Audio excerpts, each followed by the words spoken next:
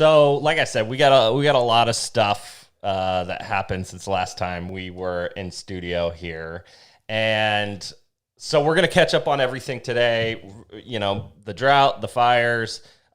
First, though, we should talk about my COVID experience because I do think it's important to talk about this stuff, and probably a lot of people went through what I went through, but I certainly learned a lot about COVID. Even though we've constantly thought about it for the past year and a half, I don't think I got it. I might have had it before, but I know I got it this time. I tested positive and I was pretty sick.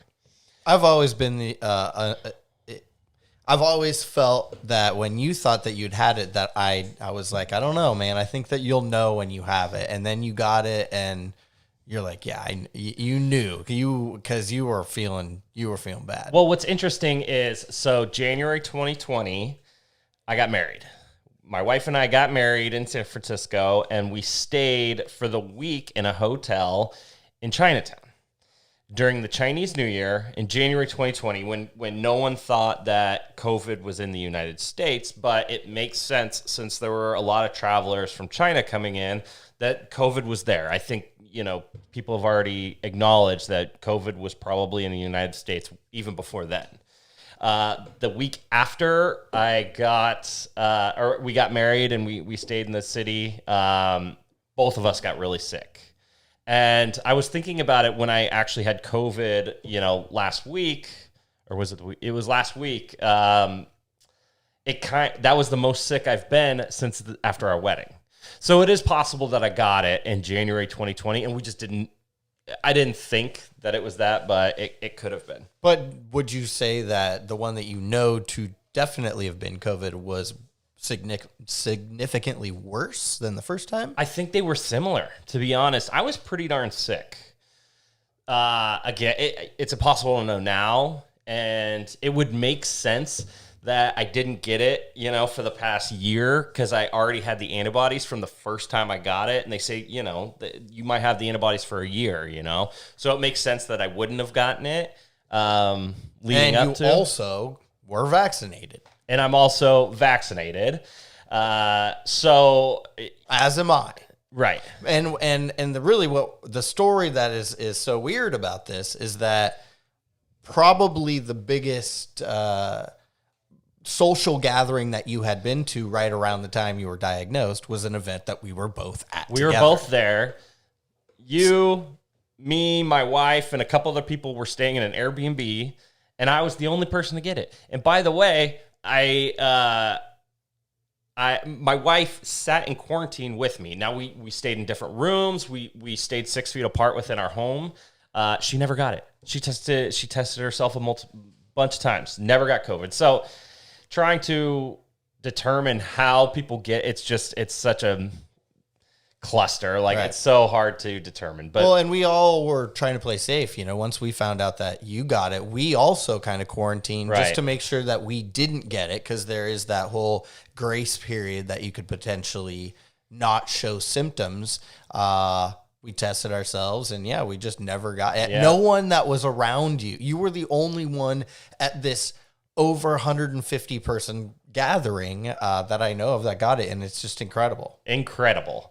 So we went to a wedding.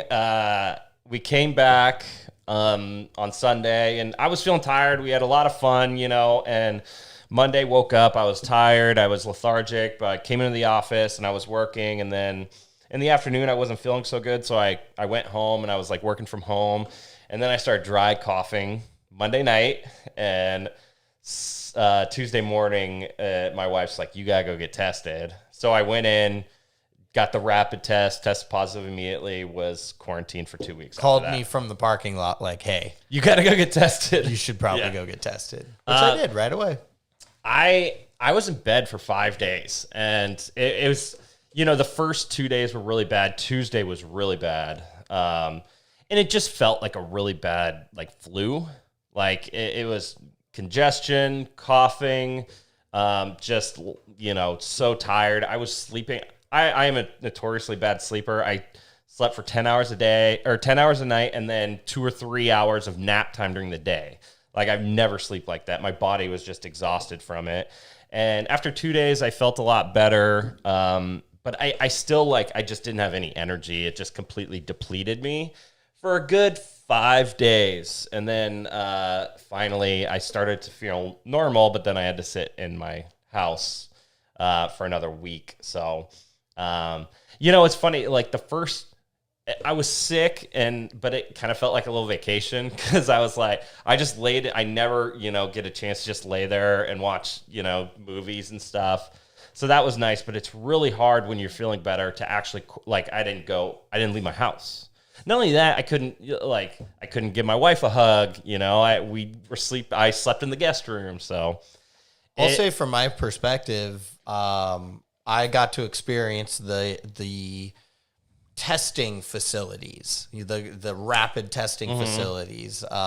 Also got to experience the home tests, which were really actually much more technologically savvy than I was imagining they would be. Yep. Those like ones that you get from CVS or whatever. But I wanted to do like an official one, and so I went to one of those drive-through testing places where you just do it from your car, and it's a no touch, and you have to have an appointment and everything, and it was seamless. I spent a little money to get mine because like I wanted to get it really fast, and they're like, and I didn't even really which appointment to sign up for was, I was a little bit like, I just want to make sure I don't have COVID. But like, if it's the one that said COVID for sure is the one that was most expensive. And I was like, I'm sure they probably all are, but this is the only one that actually says COVID. So whatever, $150 for a test. I got it in an hour and everything was professional and it went really smoothly. So from my perspective, I just saw what the state facilities have given to the community, and I was impressed. Again, I guess I did. There was a lot I didn't know about COVID. I met with my doctor multiple times, and we bought a bunch of at-home tests and that we found that we kind of just stocked up on because we found them, and you can test positive for like 30 days afterwards. So I kept testing positive. I'm like, what the hell? I want to leave the house, and so I did a telephone meeting with my doctor, and they're like, no, you're fine as long as you don't have symptoms anymore, and you could test positive for a long time. So that was really interesting. It's a crazy time, man. And honestly, when sort of everything started to open back up and we weren't having to wear masks inside all the time, yada yada, I started getting really like confident, like, oh, this thing's over. I'm done with that. Obviously everyone's so sick and tired of this whole thing. But now I have a new perspective, like with the Delta variant, we still got to be careful. And now, I'm masking up hardcore again. And I guess the one thing I can take away from it is I actually have a lot going on in the next couple months, and I know I have antibodies. So it's great. I was going to say, yeah, we were able to, you, me, and your wife were all three able to really avoid COVID symptoms and to really stay away social distancing wise. And we're able to, from March of 2020 until September of 2021. And so, we made it a good deal and we thought we were out of the woods, but we as a family, like, really didn't get to experience it with anybody that was in close personal contact with us until then. And so it was crazy that, and it feels like it just is like new to us now. And so I totally agree with you. Yeah. But I have a publishing conference I'm going to next week. I now feel good that, I won't get it there. And cause the last thing I want is to be somewhere else, get it, and have to quarantine there. Right. Like this conference is in Denver. I don't want to have to be stuck in a Denver hotel and have to foot the bill for that.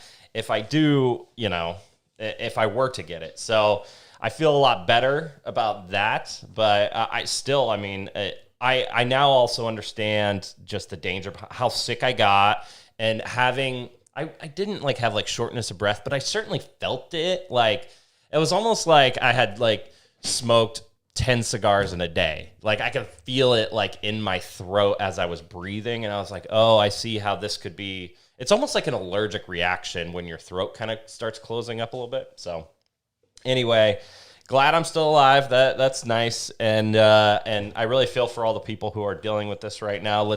We need to be sensitive towards our vulnerable population and just make sure everyone stays safe and healthy.